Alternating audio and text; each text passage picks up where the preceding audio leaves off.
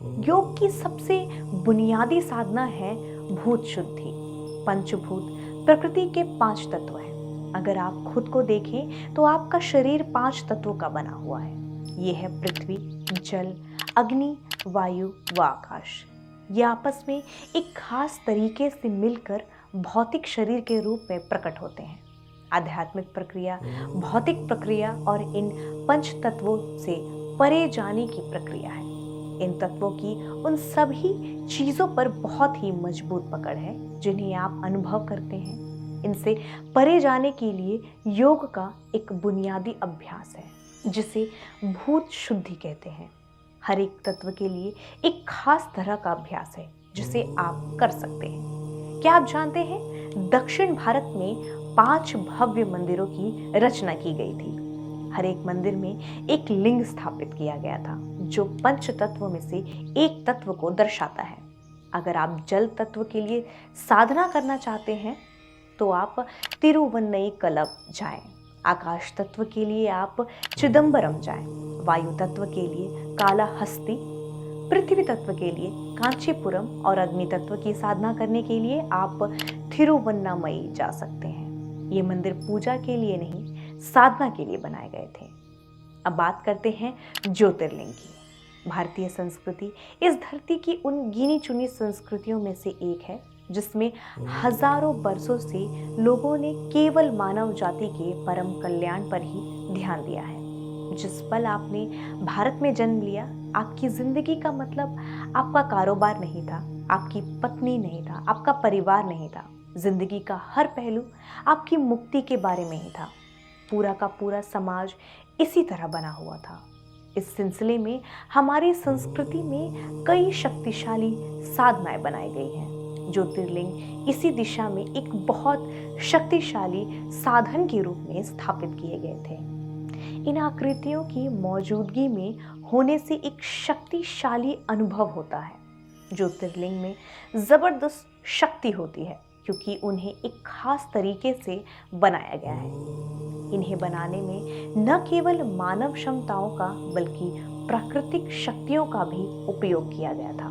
पूरी दुनिया में सिर्फ 12 ज्योतिर्लिंग हैं। भूगोल और खगोल शास्त्र की नज़र से वे महत्वपूर्ण स्थानों पर स्थित हैं। इन स्थानों पर एक तरह की शक्ति है। काफी समय पहले कुछ खास तरह की समझ रखने वाले लोगों ने इन स्थानों को बारीकी से जांचा और खगोलीय गतिविधि के आधार पर इन जगहों का चुनाव किया। कुछ ज्योतिर्लिंग अब जीवंत नहीं हैं, लेकिन उनमें से कई अब भी बहुत शक्तिशाली यंत्र की तरह हैं। जो लोग कभी ध्यान के अनुभव से नहीं गुजरे हैं, वे भी जब ध्यान लिंग मंडप में कुछ मिनट तक मौन होकर बैठते हैं तो वे ध्यान की गहरी अवस्था का अनुभव करते हैं। उज्जैन का महाकाल मंदिर एक जबरदस्त प्राण प्रतिष्ठा स्थान है। ये शक्तिशाली अभिव्यक्ति यकीनन कमजोर दिल वालों के लिए नहीं है। यह जबरदस्त शक्ति वाला स्थान उन सभी लोगों के लिए उपलब्ध है जो पूर्ण रूप से विसर्जित हो जाते हैं। जैसे कि हमें मालूम है, परम विसर्जन का मतलब है समय का नाश हो जाना। विश्व के किसी भी हिस्से में आध्यात्मिक प्रक्रिया का मतलब हमेशा भौतिकता से परे जाना ही रहा है, क्योंकि भौतिक चीजें चक्रों के अधीन है। इसलिए काल भैरव को अज्ञानता का नाश करने वाले के रूप में देखा जाता है। वे जो जीवन और मृत्यु, होने के और ना होने के बाध्यकारी चक्र को तोड़ देते हैं।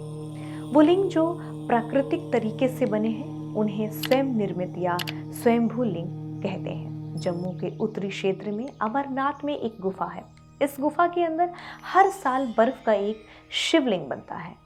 ये लिंग प्राकृतिक तरीके से स्टेलेगमाइट से बनता है जो कि गुफा की छत से टपकता रहता है। ये देखने में एकदम अद्भुत है कि गुफा के ऊपरी हिस्से से पानी की छोटी छोटी बूंदें गिर रही होती है और नीचे गिरते ही बर्फ बन जाती है।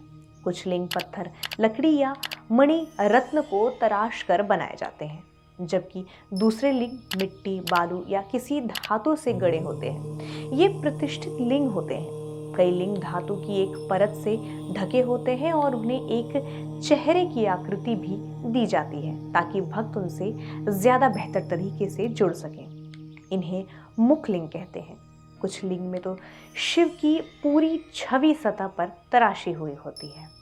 आधुनिक विज्ञान ने 5 इंद्रियों पर पूरी तरह से निर्भर होने के कारण अनुसंधान या खोज में अनुभवजन या तार्किक दृष्टिकोण को ज्यादा महत्व दिया है और खुद को मानव मन की साधना शक्तियों पर सीमित कर दिया है। आधुनिक शिक्षा ने इसी दृष्टिकोण को अपनाया है और व्यक्ति की ग्रहण करने की क्षमता को नजरअंदाज कर दिया है।